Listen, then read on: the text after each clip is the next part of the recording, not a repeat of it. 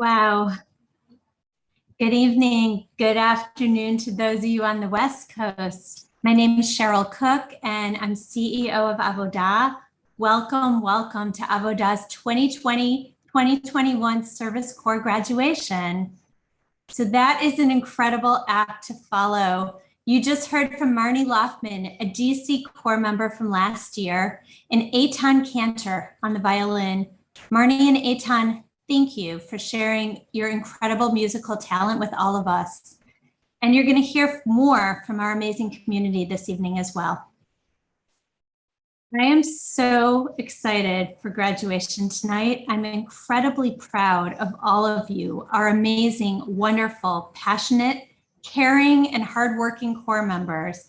Congratulations, Kol HaKavod.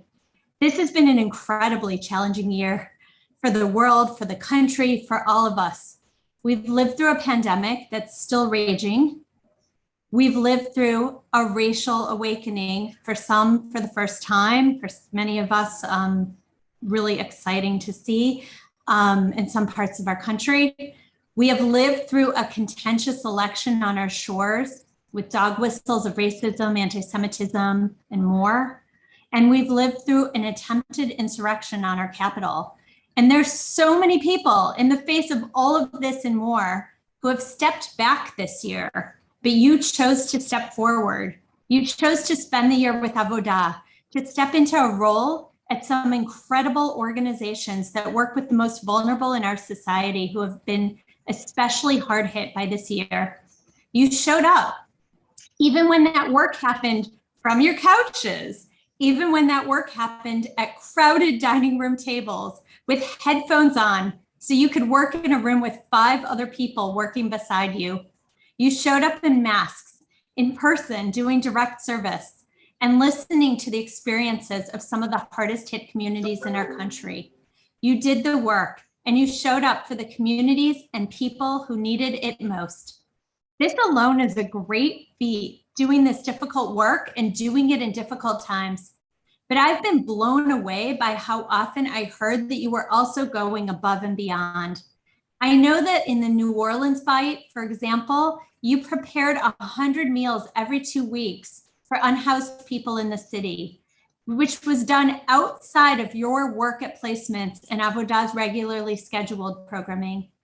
The Corps members in DC, you found free time to travel to Pennsylvania on our historical election day to serve as voter guardians for those who might have faced intimidation at the polls. I could go on and on. There's so many examples. You, our Corps members, have lived and breathed justice work.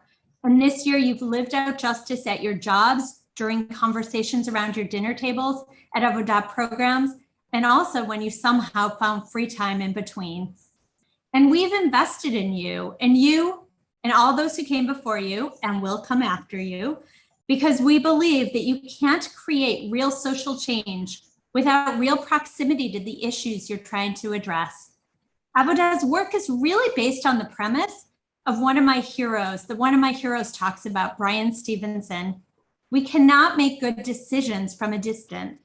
Brian Stevenson is a public interest lawyer who has dedicated his career to a lot of wonderful things, including working with people on death row. And he talks about the importance of proximity to suffering. So I'm going to borrow his words for a minute. This is my challenge to you. We need to embrace need. We need to get closer to the problem. Human beings have the capacity, when we get close, of finding our way to justice. When we get close, we hear things that can't be heard from afar. We see things that can't be seen. And sometimes that makes the difference between acting justly and unjustly. We've invested in you because we see you as some of our future leaders in this work. And like Stevenson at Avodah, we believe it's crucial for our leaders and our future leaders to get proximate. We need thoughtful leaders who can bring creativity to bear on our country's challenges, who can listen to the voices of those who are most vulnerable and really hear what they're saying. Can you imagine how different it would be if all of our politicians, all of our not-for-profit leaders, all of our philanthropists, all of us spent a year doing the kind of work you've done this year? What kind of country could we have? What kind of leaders would we have? How could the analysis around solutions change? So I want to honor you for showing up, for living your values, for witnessing what does and does not work about our systems, and striving to improve those systems in whatever way you can. It's clear to me that this group of people in front of me virtually embody these values, and that we're going to continue to see you show up throughout your lives. I also hope, and we all hope, that this program, participating in Avodah, we're giving you us, a community, a place, and people who can lift you up when you feel depleted. Because as you all will know, this work can deplete you. You're part of a community that I hope will remind you about why justice work is important. And will also remind you that this work is fun and energizing and filled with joy. And in that way, our commitment to you is that graduation is not the end of Avodah for you. I know, surprise. We're here for you, along with 1,400 other Avodahniks who you will soon learn are here for you as well. So I want to thank everyone in the room for being here with us and celebrating today. The friends, families, supporters, placement organizations who fuel this work, thank you. I appreciate your being here for the 74 amazing young people, young leaders, and I thank you for being part of a community so deeply committed to change. With that, I'm going to turn it over to Rabbi Esther Letterman, who's going to deliver an invocation and share some Torah with our core members. Esther is not only an incredible director of congregational innovation at the Union for Reform Judaism, but she's also the chair of Avodah's DC Advisory Council and an amazing rabbi and friend. Esther, I turn it over to you. Thank you, Cheryl. Hopefully you can hear me. One of the side effects of the emergence is the getting of colds now from children. So it is an honor. It is really an honor to be with all of you and to see all these incredible faces from across the country. So I want to offer you this. I'm speaking to all of the Avodahniks in particular, although I know your family and friends will soak this up as well. So allow me to begin this blessing. So I want to begin, before I dive into it, I also want to begin that I'm calling in from Washington, D.C., and I want to acknowledge that that is the ancestral lands of the Anacostan, Piscataway, and Pamunkey peoples. Daughter of man, son of woman, people of divine light, what do you do with your gifts? How do you use your radiance and your might, your intellect and your passion? Do you leave them buried within, untouched and unused? Or do you pursue justice and healing, charity and consolation? Come, you children of God, you witnesses of wonder and awe. There are miracles inside you, holy gifts of communion and grace that yearn to burst forth in celebration of God's holy name. Answer the call to divine service, then your lives will become a blessing, a well, a love, a source of splendor, abundant in joy and courage. Blessed are you, source of miraculous gifts. You rejoice in deeds of the heart. These are the words of Alden Salavi. Chaverim Yekarim, beloved friends, we're gathered here tonight in our Zoom boxes and in our batim, our communal homes from New York to Chicago, New Orleans, and Washington, D.C., and all the great cities, towns, and expanses of this country in between, to celebrate, to say goodbye, and to pass through another door. We gather to celebrate, to mark the impact of your work, to bless the hands and the hearts and the souls of you, our beloved core members, that engaged all year in acts of justice and righteousness, who lived out the calling of the prophet Micah to act with justice, love mercy, and walk humbly with God. So I invite you for a moment to join me in August of 2020. Do you remember where you were?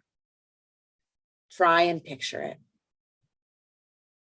Arriving in unfamiliar cities, negative COVID tests packed in with your clothing, meeting fellow travelers for the very first time. each one of you called with your own version of Lech Lecha, that ancient call of go forth unto yourself to a new land. And in the midst of this pandemic, out of the mixed multitude, you formed a sanctuary in the wilderness. Asuli mikdash v'shachanti b'tocham, the ancient scripture teaches. Build for me a sanctuary, and I, God, the ultimate I of the universe, will dwell in you. And so you built together your homes out of words and meals and laughter and birthdays and dialogue and learning, and out of tears at the brokenness of this world, and out of triumphs at the way healing can be wrought out of determination and power. A sacred community it was, and a sacred community it will always be. Tonight, we have arrived at another kind of moment, a moment that we might imagine as a separation. So I call upon the ritual of Havdalah, often associated with the end of the Sabbath, as a way to mark the separation of time between the year now ending and the new possibilities you are each facing. We begin with wine, a symbol of joy and celebration. For after all, this is what this moment is, a chance to celebrate you all individually and collectively, for what you have accomplished and achieved, for the people you worked with and the battles you fought, so that this great country can live up to its not yet fulfilled promises. So we honor you and we honor God as we say this blessing over wine and celebrate this joy and simcha. Baruch atah Adonai Eloheinu melech haolam borei pri hagafen. Blessed are you, Adonai, source of all life, creator of the fruit of the vine. We continue with spices. At the end of Shabbat, we traditionally inhale the sweet aroma as our souls are sad to say goodbye to the beauty of the day of rest. So too tonight, do we also need to invigorate our souls as we say goodbye to this year, to the community you've come to know and build, and make space for it to become something new. So we say this blessing, Baruch atah Adonai Eloheinu melech haolam borei minei besamim. Blessed are you, Adonai, source of all life, creator of spices. And we say amen. The third element is fire. So this requires a little bit more from me because I did not want the burning fire to be in my hands until this moment. So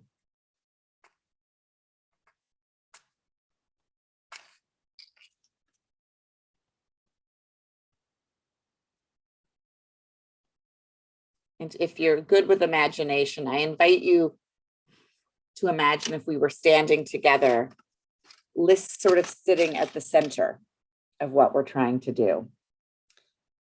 So the third element of Havdalah is fire, a remembrance of creation.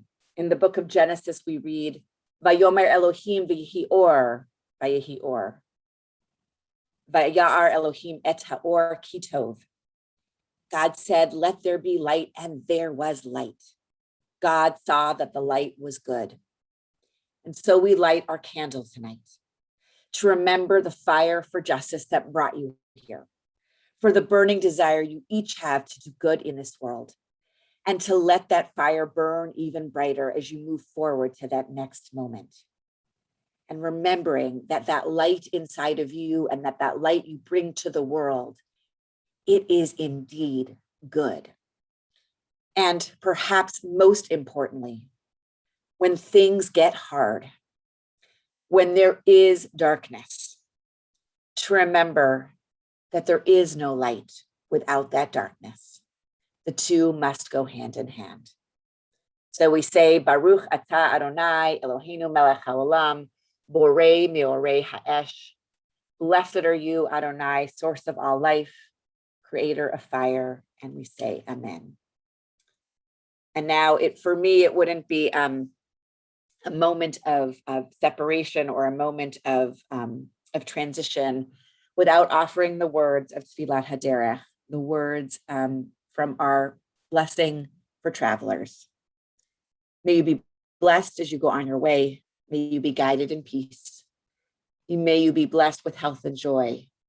And may this be our blessing. Amen. May you be sheltered by the wings of peace.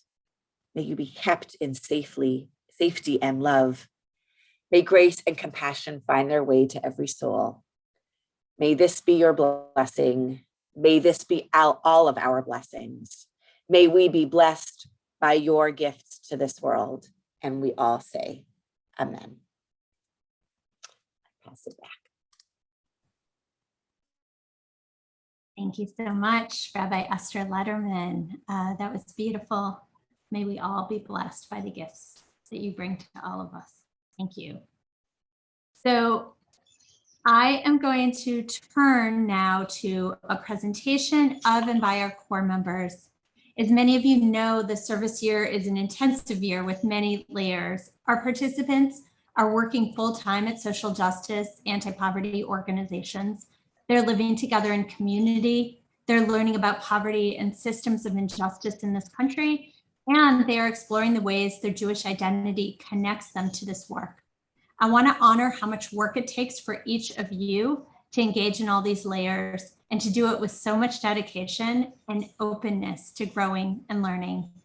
We're about to hear from a core member from each of our cities who will be speaking about each of these pillars that I just mentioned. Mandy Peskin in DC will be speaking on community. Elizabeth Wenger in Chicago will be speaking on programming and learning. Ariel Sabat in New York City will discuss the Jewish identity piece. And finally, Emma Fisher in New Orleans will talk about service. So Mandy, I'm handing it off to you.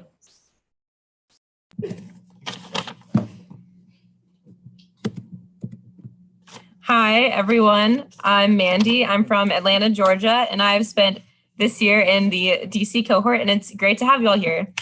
10 months ago, I sat in a circle in the Farragut living room during what would be the first of many of the Avodah staple, the infamous house meeting.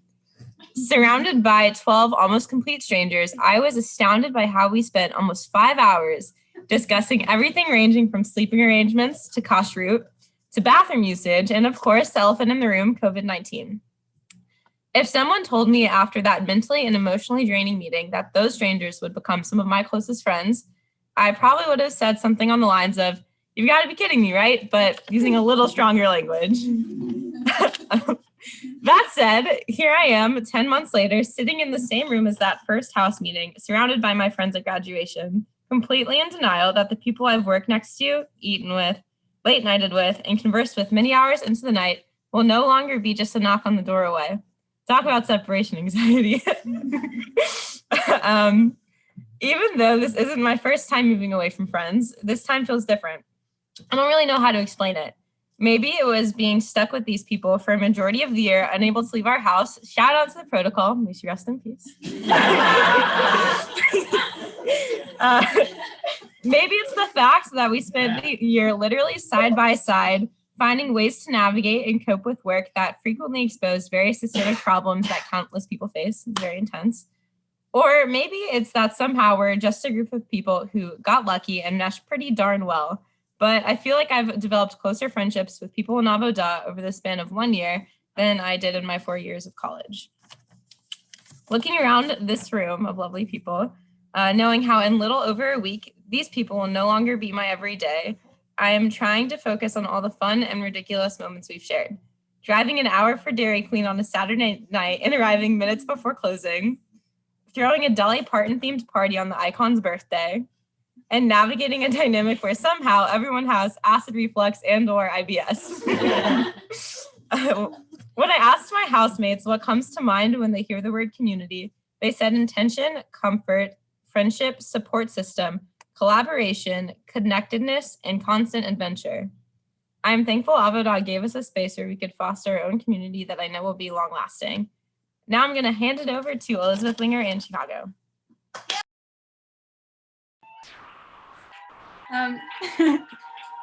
Thank you, Mandy. Hello, I am Winger. I am from Tulsa, Oklahoma, and I am in the Chicago Bite. This is my speech. A section of Pirkei Avot is often quoted thusly: Study is not the most important thing, but actions. The second part of that quote is often left off. It reads, "Whoever indulges in too many words brings about sin." So I suppose it is a good thing my speech has been limited to 4 minutes, which I've calculated gives me about 600 words, and I've just used 67 of them. So I'll begin. Giving a graduation speech is an odd thing, because most speeches take an individual experience and boil it down to a more generalized and narrativized story, something with a lesson in it, or perhaps some gem of wisdom gained in one's time learning at one institution or another. Well, I'll start by saying I can offer no wisdom, and if there's one thing I've learned in Avodah, it is that one should only speak from personal experience. I've been given the topic learning, which seems fitting because we Jews are always saying we're the people of the book. But learning in Avodah is much different than learning at a school, since there is, strictly speaking, no one Avodah for dummies sort of text to turn to. What we did learn, we learned mostly from each other, especially in a year when due to a raging pandemic, we core members could really only see one another. And to see each other, we did, through a cold and claustrophobic winter. We learned mostly about one another, and through trial and error, about how to live together, how to make this space something close to a home for the 16 different, sometimes irritable, tired, hungry, anxious, sometimes happy, caring, loving folks which filled it. Through this all, I learned that no two Jews are alike, which means 16 of us can have 16 different ideas about what olive oil we should purchase with the house money. If the Torah said, use olive oil, the first housemate would explain, and by this, God meant extra virgin. The second housemate would go further, but when money is tight, you can surely use an olive oil blend. And the third would elaborate, God decreed to use olive oil not when you cook, but when topping something off, because surely God knows olive oil is a finishing oil. But this is the part of the speech where I return to my opening source, Pirkei Avot. Study is not the most important thing, but actions. Many of us came here having just graduated college, studying systems of oppression, and becoming filled with the sort of revolutionary fervor only the clean-cut stories found in books can stir. But in our jobs, we found the complications of real life and of making change. Through action, through praxis, we discovered that to read about empathy is one thing, but to practice it daily is another. But practice and repetition is what service is about. At our jobs, we practice case management, legal aid, healthcare, resource advocacy, and more. At home, we practiced, or at least tried our best to practice, compassion for one another, even when we were at our wits' end. As with many experiences, it is difficult to say what we learned while we are so close to this year and the difficulties and joys that came with it. One thing I'm sure of, the lessons we've taken from this year will show up in our lives going forward as we build new communities, connect with old ones, and continue to put into action all that it means to serve. And now I'm going to pass it over to Ariel Sabat in New York. Thanks, Wenger. Hi, everyone. My name is Ariel, and I am speaking to you from Brooklyn, New York, representing my cohort and sharing my reflections on how this year has impacted my Jewish identity and sense of community. What does it mean to create a Jewish community? This question is one our cohorts were challenged to answer and ultimately enact. The Jewish community, referring to the entirety of the Jewish people, is far vaster than I thought possible and far more difficult to characterize. There is no one way to be Jewish, but through study, self-exploration, and perhaps most importantly, community, we can forge our own Jewish path. In my cohort, we found ourselves itching for space to dialogue, ask questions, and bring forth texts. In late spring, my roommates and I began casual Saturday afternoon text studies. Self-led and open to every tangent we encountered, our community began to transform with this intentionality. In our first Shabbat Chavruta, partnered learning, I shared a quote I found in my Siddur, or prayer book, from artist Marc Chagall. Coincidentally, I had just run a program for my clients and teen interns at my placement of Dorot on the Jewish aspect of Chagall's work. The quote is as follows: "We are not a people that dies. I know it is difficult to find the balm which would heal our body and our soul, but perhaps it will do us good if we kindle freely the lights of our own treasures and then sing freely in all the hues with which they were born. They will follow us in this world as a shadow that is no shadow at all, It is the Jew within us. It becomes abundantly clear that the freer we are, the more Jewish we are. And the more Jewish we are, the more human we become. This quote we discussed speaks to each of our journeys to bring our whole selves to our Judaism. It encourages us not to hide the darker parts of ourselves, for we all have shadows. The Jewish people, after all we have suffered, carry the weight of our ancestral history into everything we do today and will do in the future. The more we accept our shadows and the prouder we are of our whole selves, the freer we become to be our best selves. For me, this exploration has shaped my trajectory in a very literal way. The Jewish learning my cohort members and I initiated ignited a continued thirst in me for more. After this year, I'll continue my Jewish education in New York City at the Jewish Theological Seminary, pursuing a master's degree in Jewish gender and women's studies. Though I knew it before Avodah, now I say it with a ferocity. There is no one way to be Jewish or to practice Judaism. Through each moment of difficulty in my Jewish journey this year, there was always someone in my cohort to validate how I felt and reaffirm the way we choose to observe and honor traditions, which is why I complete this year knowing without question that Judaism is not something you can do alone. With that, I am excited to introduce Emma Fisher from New Orleans. Thank you. Thanks, Ariel. Hey, y'all, my name is Emma, and it is my honor to represent the New Orleans cohort in this space. In preparing for graduation, I was asked to consider how Avodah has impacted my understanding of service. After being a part of the Jewish Service Corps for the last year, you would think it'd be easy. Fortunately, nothing is ever as easy as it seems. There's an old Martin Luther King Jr. quote that often gets pulled out by service organizations. Everyone can be great because anybody can serve. I've heard this dozens of times throughout the years at volunteer events, conferences, and more. If you know me, you know that I believe that context is everything, so I'd like to share the rest of the quote. Anybody can be great because anybody can serve. You don't have to have a college degree to serve. You don't have to make your subject and your verb agree to serve. You only need a heart full of grace and a soul generated by love. I came into Avodah, as I think many do, with an understanding of service as being a specific set of tasks with a finite end. An afternoon at the community garden, a canned goods drive, tutoring. What I've learned, however, is that service is really a state of being. At my placement, the first 72 plus, we are grounded in the idea of us helping us. That is, that everything that we do is by the community for the community. When the first 72 plus was founded 7 years ago, we didn't have a fraction of the resources we have now. It was just one of our co-founders, Ben Smith, in his van, picking up guys from Angola and bringing them back to New Orleans, taking them to get IDs, find jobs, and more. Ben's work was a labor of love and also one of necessity. It was born of his love for his community and his knowledge that if he didn't do the work, it simply wouldn't get done. Help was not going to come. This work isn't easy. It's hard and it's messy, and it comes home with you at the end of the day in a way you don't realize until it's 4 a.m. and you're half awake composing emails in your head to send the next day. It can feel at times that the entire world rests on the shoulders of one caseworker, one employee, or even one intern. It's easy to get caught up in the notion that only our contributions matter, and even easier to lose sight of the larger picture of the communities we're here to serve. Successful service and servant leadership requires a number of things, but mostly they require the knowledge that you are not going to save the world. Work done in service of one's ego is oftentimes worse than no work being done at all. The only thing that makes service worthwhile is the people you do it for and the people you do it with. The relationships that we have and the relationships that we develop are what sustains us. Without the love and guidance of my coworkers, supervisors, and housemates, I would have lost my way and burnt out a long time ago. We are never going to save the world. We are never going to complete the work. But we are also not alone in our pursuit for a better world. Committing oneself to service, whether it be for a year or for a lifetime, is committing oneself to community. It may not be the community that you grew up in or one you're familiar with in any way.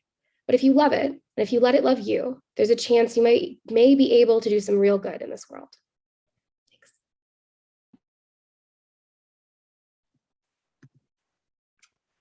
Please keep giving shout outs, reactions, and love to our core member speakers, to their housemates in the chat. And I want to say thank you, Mandy and Wenger and Ariel and Emma, for sharing parts of your stories and your insights into this year. This has been a year unlike any other in Avodah, and our core members have continued to show up with strength, dedication, commitment, and compassion at each step along the way. My name is Abby Cortrin, and I'm Avodah's Assistant National Program Director. I'm also an Avodah alum from 2011-2012 here in Chicago, and it's my honor tonight to officially welcome our newest generation of core members into the alumni community. In order to do this, I want to share a variation of a ritual that I do yearly with my friends that came from one of my Avodah housemates. So this ritual was originally one for birthdays. I view ritual as something that marks time, honors what our next steps look like. So in celebrating this special transition for all of our core members, I would like to offer you 3 highlights from our alumni community and 3 things that I hope you will look forward to by being an Avodah alum for life. So first, highlights of what alumni have gotten from the community over the last many years. The first is lasting relationships, not only with people in your cohort over the years, but those in years before and after you who are always there to lend a favorite recipe, a picnic blanket, or a favorite local hang when you're in need. Second is a community upon moving to a new city or even reinvesting in your Avodah city once things start opening up. Whether it is kickball games, Shabbat potlucks, or clothing swaps, there's always a way to connect to one another and make a new home feel less daunting if you need a friend. And finally, opportunities to continue learning and growing with each other as you reach different stages of life, be it retreats, workshops, teaching opportunities, or one-on-one mentorship. The alumni community is always growing together and looking to build on the foundation that the Service Corps year has given us. And now, as if that wasn't enough to look forward to, a few more things that should be coming your way.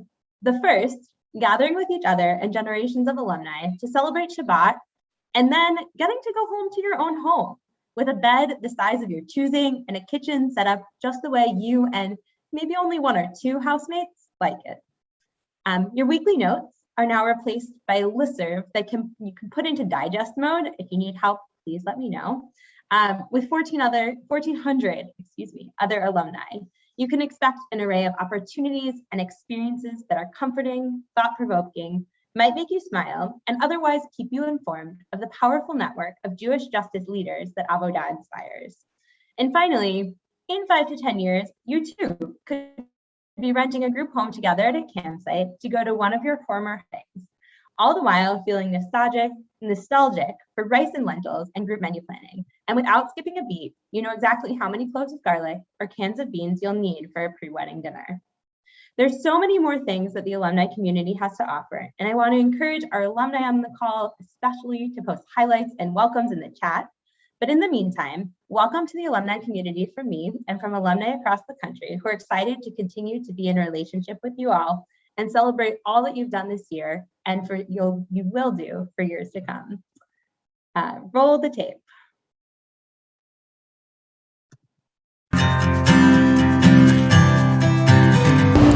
Congratulations on finishing your Avodah year and welcome to the Avodah alumni community.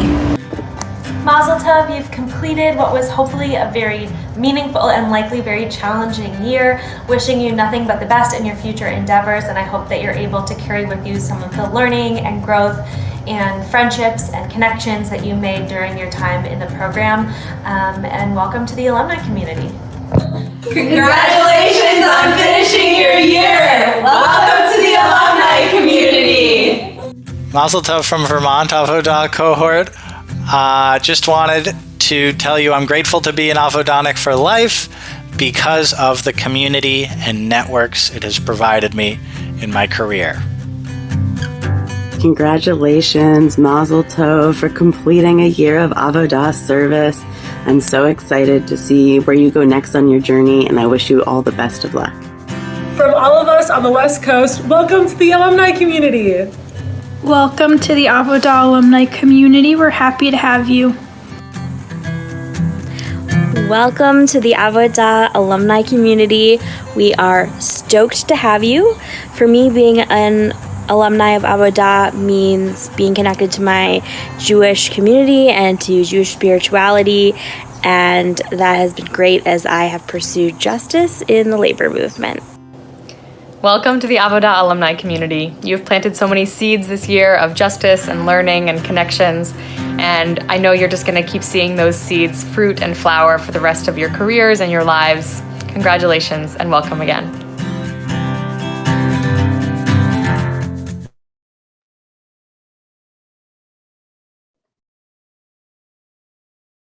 Shalom, everybody. Avodonics, it's so great to be here with you. It's bittersweet.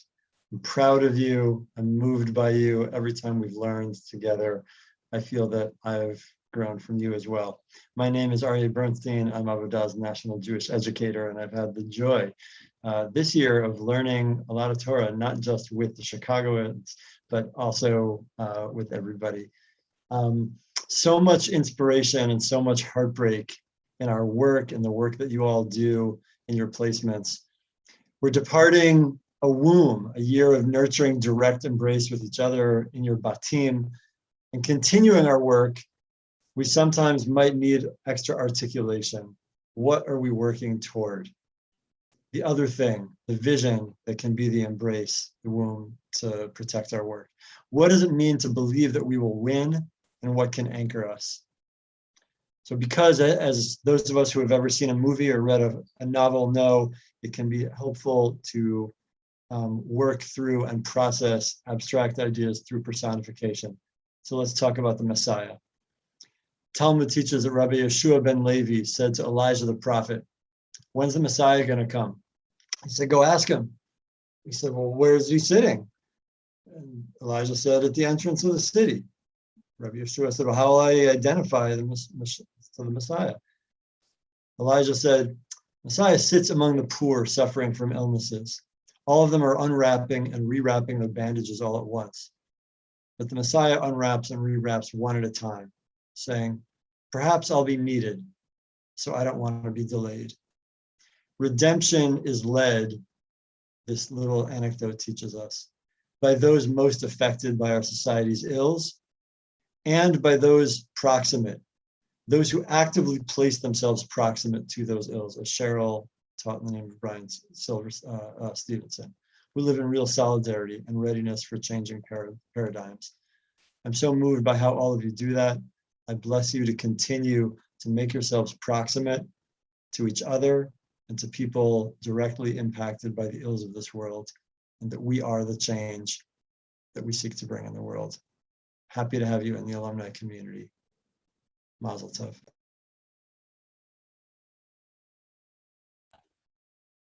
Thank you, Arya. That was beautiful. I really appreciate those words. You're sharing those words with everyone. I just want to note, as we're about to go into breakout rooms, that we have seen the most beautiful notes from family members that started this program, and so many of you are here. From placements, from supervisors or other people at placements. I've been watching the scroll from so many people who are here, core members for you and because of you. So thank you all for being here. For DC, I mean, I've seen so many advisory council and board members. It's really incredible to see all of you here to celebrate. So we are going to be concluding the national portion of our program right now, and we're going to move into breakout rooms to celebrate our local cohorts. We're not going to be coming back together nationally as a group. So I really just want to say thank you. Thank you, core members, for your hard and inspiring work this year. As Arya said, I am moved as well. Thank you to our wider community, families, friends, placements, donors, supporters in the room. This work happens also because of you, and our community is more vibrant and impactful because of you. And with that, you're going to see a pop-up on your screen with the option to transport yourself to Chicago, to New York, to New Orleans, to DC. It's the quickest flight you'll ever have. Please choose the breakout room that makes the most sense for you. And if you don't see a pop-up or you're having any kind of trouble, hang here and staff members will stay in the main space to help you get where you want to go. Thank you.